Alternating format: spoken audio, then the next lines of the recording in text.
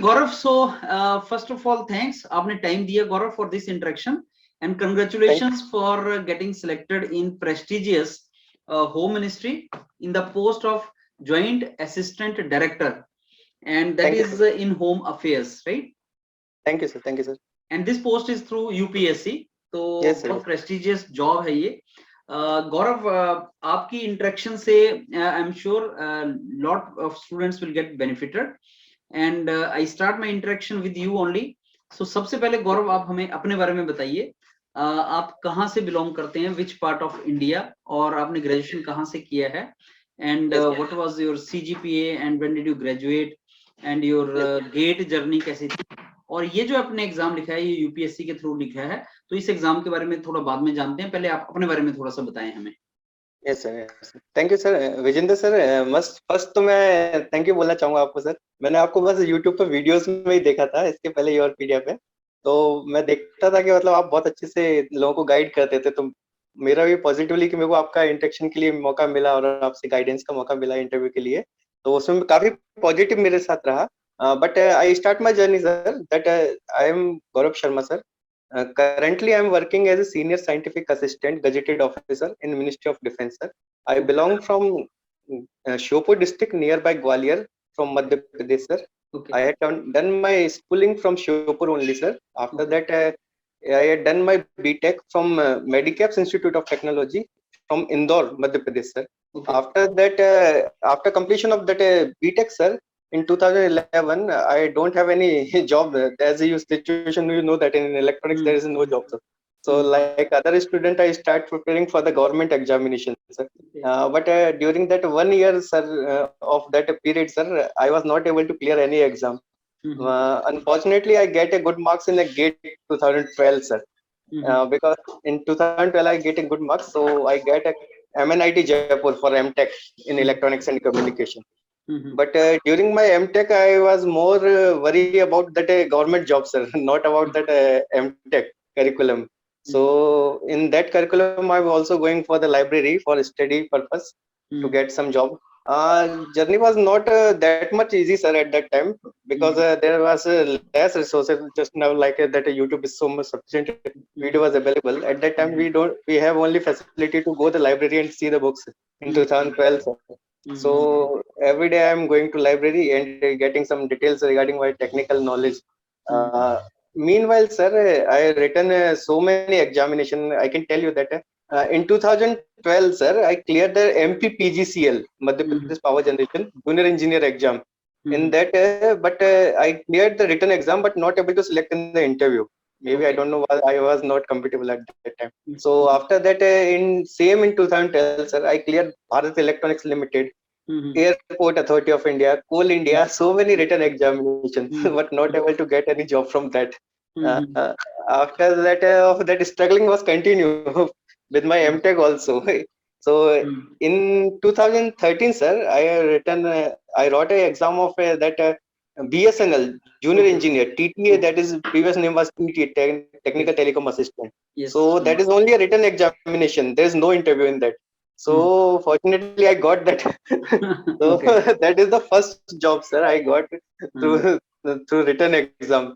But I was more worried about that it is a good job for MTech candidate or not.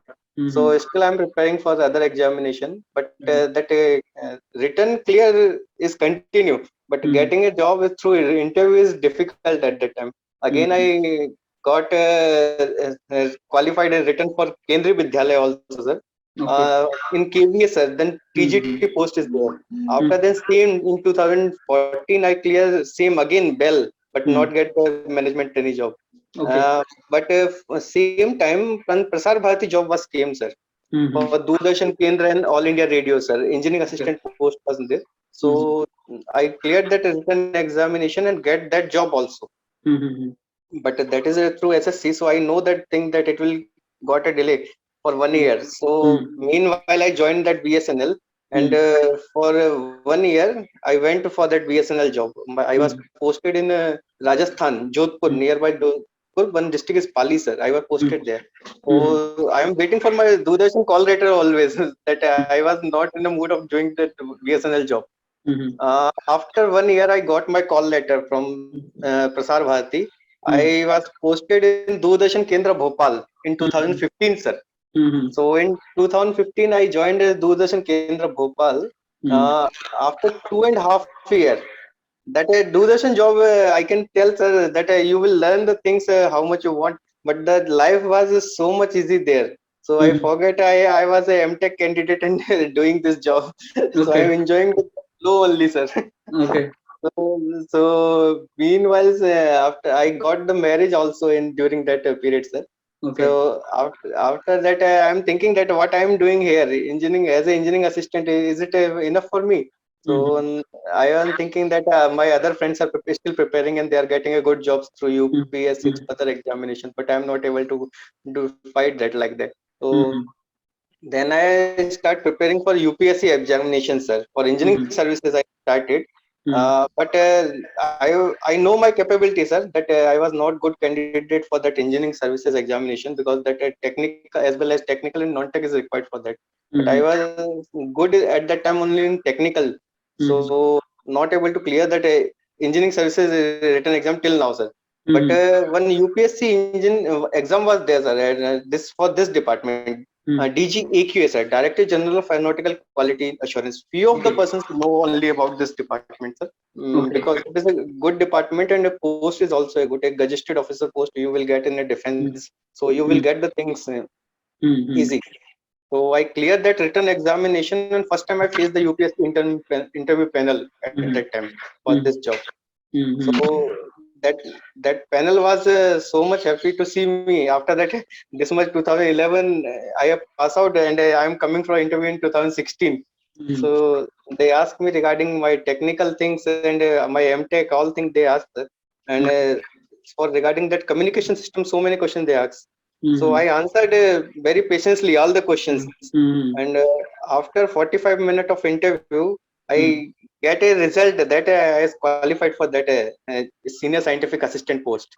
Okay. So fortunately, I know that this is job is the first job of our great scientist, Dr. APJ Abdul Kalam. That is also a same post, senior scientific assistant, gazetted officer in Department of Defense Production. Yes. So that is written in his book, sir, Wings of Fire, chapter number 3. It is written in chapter number 3 also. So आपको motivation मिला होगा उससे काफी. Yes, definitely sir, I got that motivation. So तब काफी अच्छा लगा. उसके बाद मतलब लगा कि मतलब लाइफ सेटल है, अब कोई दिक्कत नहीं है. यहाँ के ज्वाइन किया और डिफेंस रिलेटेड थिंग्स देखने को मिला, प्लस कम्युनिकेशन और रडार से रिलेटेड सिस्टम्स में काम करने का मौका मिला. तो वो काफी अच्छा था. बट कम्युनिकेशन के साथ में मतलब मैं प्रिपरेशन करता रहता था एज ए जॉब के साथ में ही, और फैमिली के साथ में मैं टाइम देता था प्रिपरेशन का. पर डे का शेड्यूल था रफली. That schedule every day I am following. That after coming from office, at least 2-3 hours for study. In office, at least decide 1 or 2 hours for study. So like that, I am preparing, sir. But my in 2017, sir, after that UPSC, I wrote a ISRO written exam for scientist C, sir. Okay. पर पता नहीं क्यों ऐसा हो रहा है कि 4 साल से मैं उसको कंटिन्यू दे रहा हूँ. 4 साल से वो कंटिन्यू निकल रहा है, रिटर्न क्वालिफाई हो रहा है, पर इंटरव्यू में नहीं हो रहा है. अच्छा. और ये जस्ट अभी चौथी बार था कि मेरा इसरो के इंटरव्यू में इस बार भी नहीं हुआ फाइनली. अच्छा. बट साथ में मैं और भी एग्जाम यूपीएससी के फॉर्म भरता रहता हूँ. तो उसके साथ में मैंने ये फॉर्म देखा था, joint assistant director in home affairs. तो मुझे ये पोस्ट काफी अच्छा लगा क्योंकि ये पुलिस से रिलेटेड है और कोऑर्डिनेशन और वायरलेस का उनका काम है. मैंने ये फॉर्म के लिए अप्लाई किया और रिटर्न क्वालिफाई हुआ. और उसके due to this corona that interview was delayed. So 1.5 year के बाद इंटरव्यू हुआ. But fortunately, I got that. I secured 3rd rank in that interview, sir. Very great. Thank you, sir. So finally, I got a call letter that you are selected as a joint assistant director in home affairs. So I am moving forward toward that, sir. Great. अच्छा गौरव, अभी इस job के बारे में थोड़ा सा बाद में आता हूँ, लेकिन पहले आपने जो मेरे को सारी डिटेल बताई, मैं अभी लिख रहा था और मेरा पूरा पेज भी भर गया जो आपने बताया. 2011 से लेके 2021 तक, मतलब 10 साल में आपने जो बताया वो सारा मैं नोट करने लगा. लेकिन मैं कुछ चीजें पूछूंगा आपसे क्योंकि वो मेरे को भी चीजें फ्लो में आपने बताई, पता नहीं चला. मेरे को आप ये बताइए कि आप गौरव कौन कौन से ऐसे एग्जाम्स थे जिनमें आपने रिटर्न तो निकाला लेकिन इंटरव्यू में आप नहीं निकाल पाए, ऐसे कौन कौन से एग्जाम्स थे? ओके सर, मैं बताता हूँ आपको। मैं 2012 से बताता हूँ, जब एक साल मैंने तैयारी की थी, उसके बाद मैंने अच्छा, फर्स्ट आपने टाइम जो 11 रिटर्न। के बारे में कुछ मेंशन किया था कि 2011 में आपने कुछ लिखा था, वो क्या था? 2011 में नहीं सर, कुछ एग्जाम नहीं लिखा था, बीटेक के बाद में अच्छा जस्ट एक साल फिर प्रिपरेशन के अच्छा, लिए दिया था। 2011 में आपकी बीटेक हुई थी? कंप्लीट हुई थी, तो अच्छा एक साल फिर प्रिपरेशन के लिए दिया था, फुल्ली एक ठीक साल है। कम प्रिपरेशन के लिए दिया। और फर्स्ट एग्जाम जो मैंने लिखा था वो एमपीपीजीसीएल का था, एमपीपीजीसीएल जूनियर इंजीनियर के लिए होता है, तो हम्म, वो दिया था, तो उसका मेरा रिटर्न क्वालिफाई हुआ था। ये 12 की बट बात है? 2012 की जनवरी में ये एग्जाम हुआ था, तो मैंने अच्छा रिटर्न क्वालिफाई किया था, बट अच्छा उसके इंटरव्यू में मेरा सिलेक्शन नहीं हुआ था।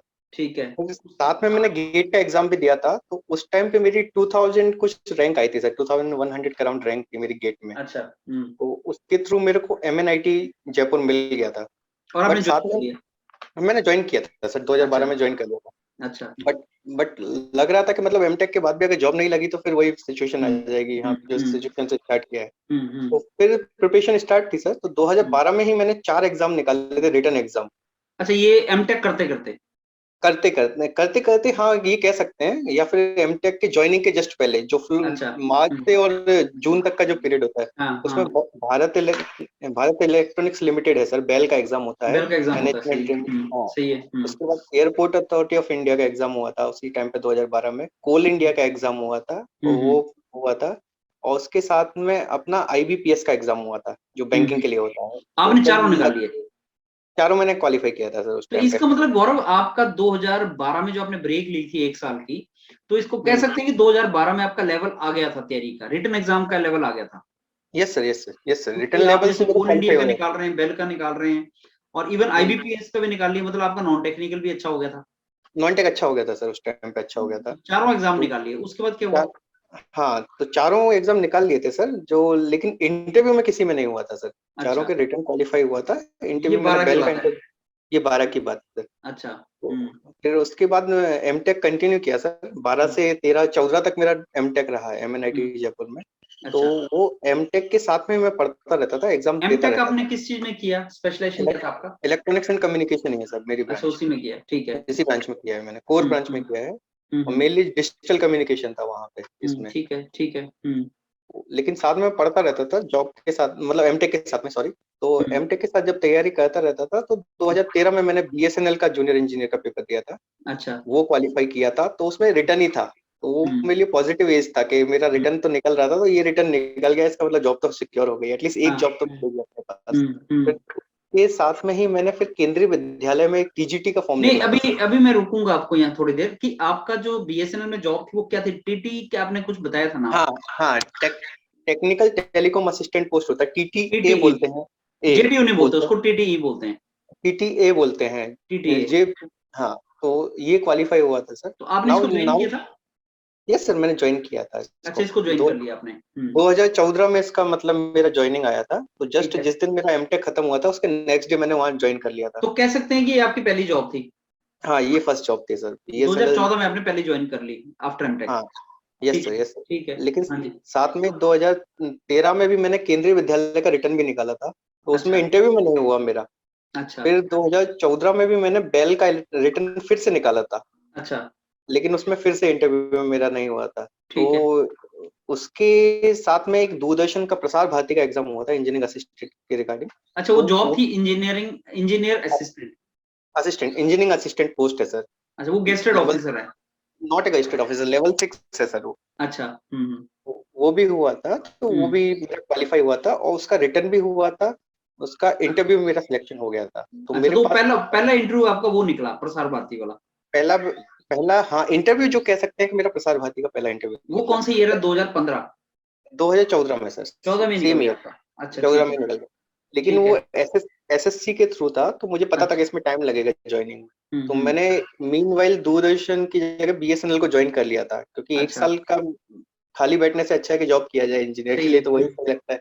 तो मैंने सही वहां ज्वाइन कर लिया था, और है। बीएसएनएल में जॉब करते करते मैं अपने बस ऑफर लेटर का इंतजार कर रहा था कि कब मेरा दूरदर्शन से ऑफर लेटर आएगा, मेरे को पोस्ट मिलेगी और मैं जाके ज्वाइन करूंगा। अच्छा। उसमें प्रोसेस एक साल लगा। एक साल बाद हम्म, मेरी पोस्टिंग आई दूरदर्शन केंद्र भोपाल, और अच्छा। वो मेरा एमपी मेरा होम स्टेट भी है, तो hmm without any doubt I join that same ठीक टाइम। है। तो मैंने वो ज्वाइन किया सर। ये अब 15, वहां ये 15 की बात है? हाँ, ये 2015 की बात है, 2015 में मैंने ज्वाइन किया वहाँ पे। ठीक है।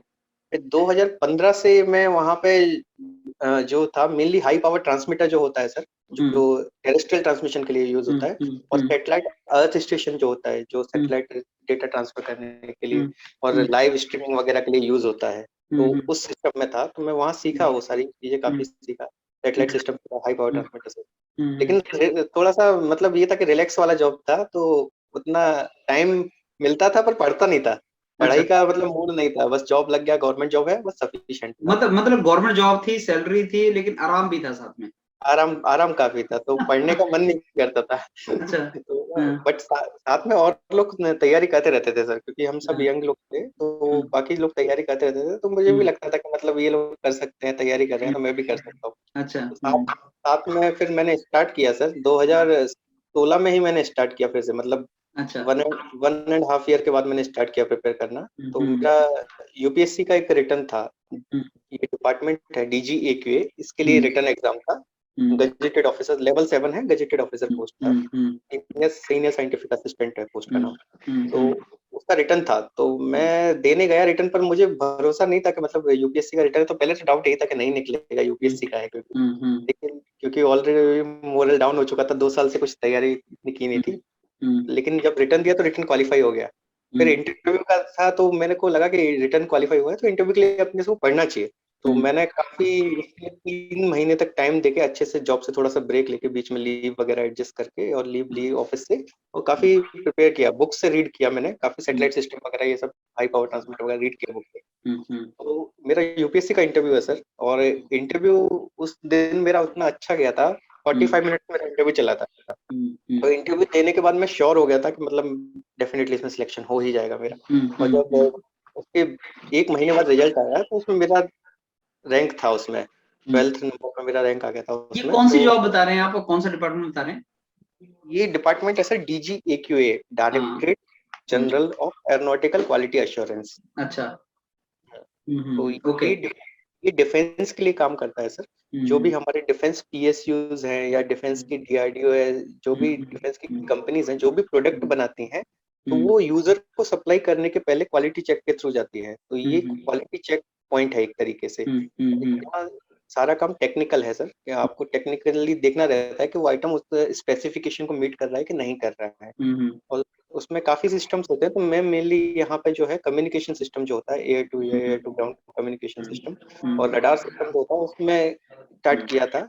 और करेंटली मैं अभी तेजस जो अपना एयरक्राफ्ट है, उसका जो रडार है, मल्टीमोड रडार सिस्टम, उसके क्यूए के लिए वर्क करता हूँ। तो ये मेरा अभी तक का काम था सर।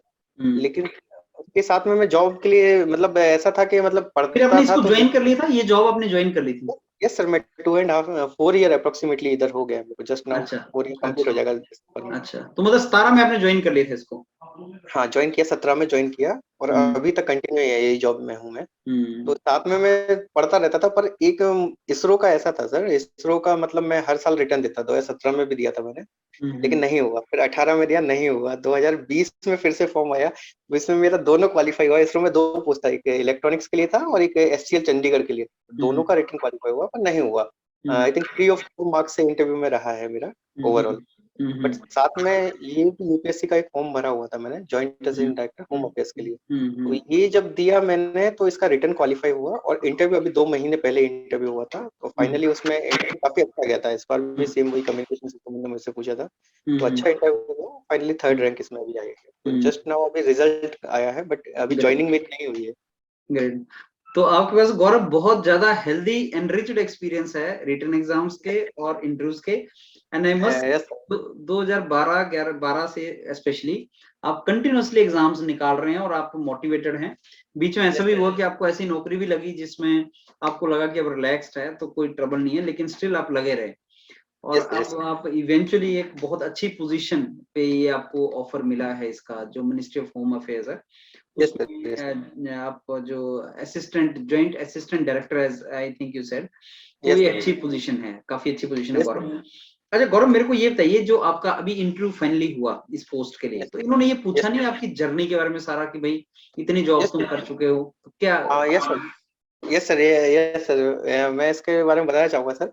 ये जो उन्होंने मुझसे सेम क्वेश्चन पूछा कि आपने ऑलरेडी 3 गवर्नमेंट जॉब छोड़ दी हैं और आप अभी फिर से ट्राई कर रहे हो और आप फिर से सेम यूपीएससी के सामने हो इंटरव्यू देने के लिए। तो मैंने उनको कन्विंस किया उस वे में कि सर मैं एमटेक कैंडिडेट हूँ और मेरा टेक्निक नॉलेज अच्छा है, जो कि अगर कोई अच्छा डिपार्टमेंट है उसके लिए अच्छा रहेगा। और फ्यूचर में साथ में जो सीख रहा था चीजें, उसके साथ में मेरी लर्निंग प्रोसेस कभी बंद नहीं हुई। तो साथ में मैं सीखता गया और मैं उसी को यहाँ पे रिप्रेजेंट करने के लिए आपके सामने आया हूँ, क्योंकि मैंने रिटर्न क्वालिफाई किया है, तो I am capable for that post also sir. तो उनको मैंने उस वे में कन्विंस किया सर, और ये जो मैंने कन्विंस किया सर, ये मैंने आपसे इंटरव्यू गाइडलाइन में पूछा था, तो आपने मेरे को बताया कि इस तरीके से कुछ उनको आंसर दीजिएगा। तो वो मेरे लिए आंसर पॉजिटिव रहा कि मैंने उनको कन्विंस करके ले गया। तो अच्छा, आपने बोला 45 मिनट इंटरव्यू चला गौरव, तो उसमें 45 मिनट के इंटरव्यू में आप टेक्निकली तो बहुत ज्यादा साउंड हो, तो क्या आप इंटरव्यू को टेक्निकल डायरेक्शन में ले गए थे या कैसे हुआ था? नहीं सर, वो ऐसा कुछ नहीं था। उन्होंने कुछ नहीं पूछा कि आप क्या पढ़ के आए हैं, क्या काम करते हैं, उनको कुछ जरूरत नहीं था। उन्होंने मेरा बायोडेटा उनके पास रहता है सर, उसमें लिखा रहता है कि क्या क्या आपने अच्छा। जॉब की हुई है।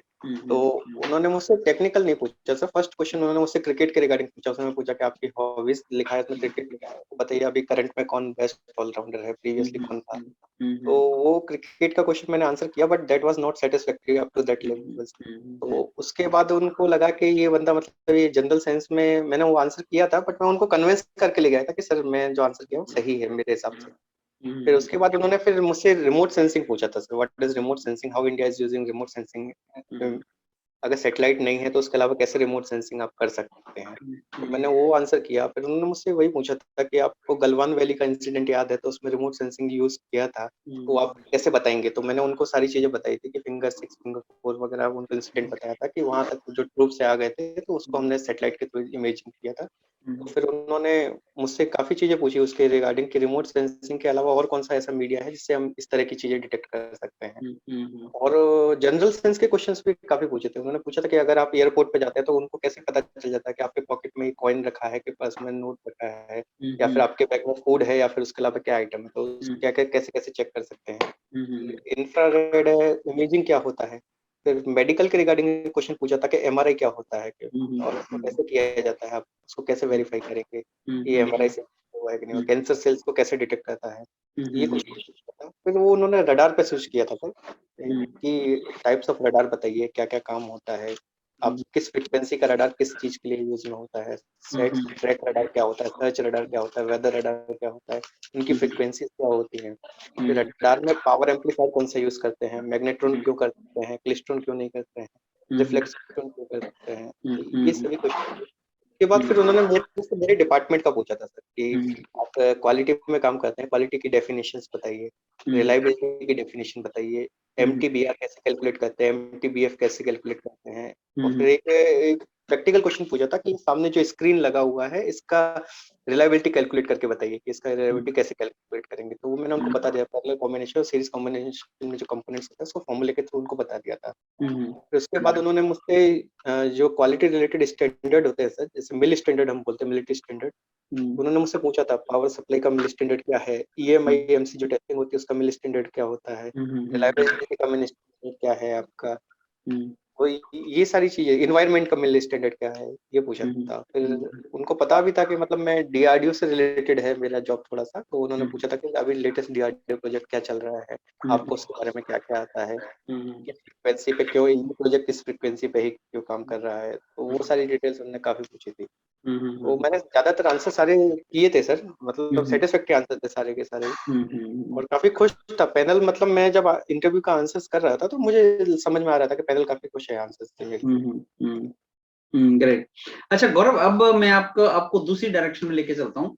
आपकी अपनी बहुत सी अचीवमेंट्स हैं लाइफ को लेके, और आप बस काफी परसिवियर किया है आपने 10 साल तक। दो क्वेश्चन पूछूंगा। पहला कि इलेक्ट्रॉनिक्स इंजीनियर्स को ये लगता है कि अपॉर्चुनिटी कम है स्पेशली गवर्नमेंट में, तो उसके ऊपर आपका क्या कहना है?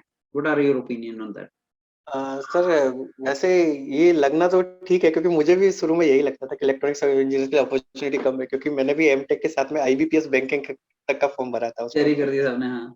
हाँ, तो वही तो वो लगता तो था उस टाइम पे, बट अभी अब ऐसा नहीं लगता है सर, क्योंकि क्या है कि अपॉर्चुनिटी काफी है। बट आपको उसको उस वे में एक्सप्लोर करना है, क्योंकि काफी सारी जॉब होती है जो यूपीएससी अलग अलग, मतलब आप चलिए यूपीएससी में एडवर्टाइजमेंट आता रहता है, वीकली एडवर्टाइजमेंट आता है, तो उसमें आप चेक करिए कि स्पेसिफिक इलेक्ट्रॉनिक्स के लिए कुछ जॉब निकलती रहती है और बहुत अच्छी पोस्ट है, बहुत ही मतलब मुझे नहीं लगता कि ज्यादातर लोगों को वो पता भी होगा, बहुत ही कम लोग होते हैं जो इस टाइप के फॉर्म वगैरह को आइडेंटिफाई करते हैं और देखते भी हैं।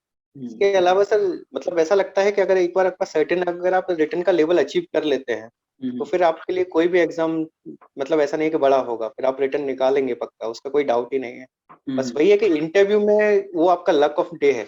इंटरव्यू में आपका अगर उस दिन थोड़ा दिन खराब है तो हो सकता है मेरी तरह 4 बार इसरो के इंटरव्यू से भी बाहर हो सकते हो सकता है कि 2 बार आपने यूपीएससी के इंटरव्यू के सामने गए, दोनों बार यूपीएससी में सिलेक्ट हो गए, तो वो आपका लक ऑफ डे भी है और आपका प्रिपरेशन पे भी डिपेंड करेगा कि आपने क्या क्या चीजें पढ़ी हैं और वो उस टाइम पे क्या क्लिक कर रहा है, आपका आंसर देने का तरीका क्या है उनको।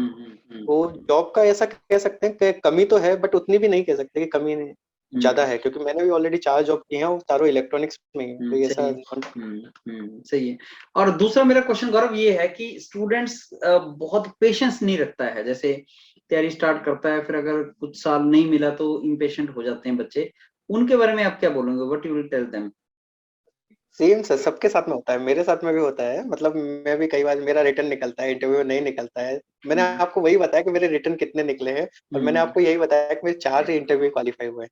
तो जब नहीं निकलता है तो सर पेशेंस तो लूज होता फ्रस्ट्रेशन है। रहता है, सही है। फ्रस्ट्रेशन इसलिए भी रहता है क्योंकि सर सेम जो साइकिल है वो फिर इनिशियल से रिपीट होगी, आपको रिपीट रिटर्न होता के है, लिए फिर तैयारी करना है, फिर रिटर्न क्वालिफाई करना है, फिर इंटरव्यू में जाना है, फिर इंटरव्यू के लिए सिलेक्ट होना है। मेहनत करते रहना पड़ेगा। हाँ तो वही है, पेशेंस तो सर जवाब देता है, पर दिक्कत ये है कि आपके साथ में कोई एक मोटिवेशन फैक्टर होना चाहिए जिसकी वजह से आपको लगता है कि नहीं मुझे ये अचीव करना ही है। अगर वो और मोटिवेशन, आपने गेट एग्जाम कितनी बार लिखा है? सर आई थिंक 10 टाइम, मेरे को लगता है मैंने 10 बार तो निकाला है कम से कम। अच्छा गेट तो हर हर साल ही बार आप निकाला लिखते थे, गेट किस पर्पज से लिखते है, थे आप? हर साल ही निकाला है सर। मतलब लिखता तो ये था कि मतलब टेक्निकली जो मैं ब्रशअप करता रहता था, टेक्निकल जो भी अपनी पढ़ाई कर रहा हूँ उसको, क्योंकि मैं नॉन टेक के एग्जाम नहीं देता हूँ, तो बस गेट ही एक ऐसा एग्जाम लगता था कि मतलब उसके थ्रू ब्रशअप हो जाती है चीजें, और लेवल अपना पता था, इसलिए ऐसे इंजीनियरिंग सर्विसेज भी लिखा पर क्वालिफाई कभी नहीं हुआ। तो अपना लेवल पता है कि टेक्निकली अच्छा है तो टेक्निकल एग्जाम पे फोकस किया जाए, बस तो ये है कि आपने हर गेट कम से कम 10 बार लिखा है, इसरो 4 बार अप्रोक्सीमेटली आपने लिखा है, इसरो में इंटरव्यू कॉल कितनी बार आया? चारों बार सर, इसमें 4 4 बार बार। इंटरव्यू कॉल आया। यस सर, उसके पहले जब मैं इसरो देता था सर, मतलब 2014 के पहले का बता रहा हूँ मैं आपको, तब तो मेरा क्वालिफाई भी नहीं होता था, लेकिन 2000 मैंने जब बताया ना आपको यूपीएससी की जब तैयारी स्टार्ट की तो उसके बाद मैंने जब भी इसरो दिया मेरा रिटर्न क्वालिफाई हुआ है सर। अभी तक तो मेरे साथ ऐसा नहीं हुआ कि मैंने रिटर्न दिया और नहीं निकला हुआ इसरो का, ओके। 2017 से लेके अभी तक। चलो ग्रेट गौरव, मेरे पास तो पूरी लिस्ट हो गई, आपने जो सारा ये किया है, and I am very sure आपकी जो अपनी जर्नी है ना, जो जो आपने अचीव किया और रिटन एग्जाम इंटरव्यू और लगे रहे, परसिस्ट करते रहे, तो वो अपने आप में बच्चों को मोटिवेट करेगी। मतलब हमें कुछ बताने की रिक्वायरमेंट नहीं होती, अगर इतना सा बता दी जाए कि सब ये चीजें मैंने की हैं और ऐसे ऐसे मेरे साथ हुआ है, वो अपने आप में बहुत मोटिवेशनल होता है स्टूडेंट्स के लिए। तो आई एम वेरी श्योर ये जो आपकी जर्नी है ये मोटिवेशनल है स्टूडेंट्स के लिए, उनको काफी कुछ इसमें से मोटिवेशन मिलेगा। I am very sure they will gain lot of things from this. अब मैं आपको अगेन आई थैंक यू, आपने टाइम दिया, and I wish you all the very best in your career. Sir एक चीज मैं बोलना चाहता हूँ, जैसे कि आपने बोला मोटिवेशन सर, तो मैं आपको बताना चाहूंगा कि मतलब मोटिवेशन फैक्टर क्या है, आपका अंदर से नहीं आता है, आपको आउटसाइड से लेना पड़ता है। तो मेरी लाइफ में मैं आपको मतलब ये है कि मेरी वाइफ है सर, वो ओके सॉफ्टवेयर गुड। वो ओके। सॉफ्टवेयर इंजीनियर थी। हाँ। जब मैरिज हुई थी 2014 में सर, तो अच्छा। वो जॉब करती थी साथ में, सॉफ्टवेयर इंजीनियर है वो।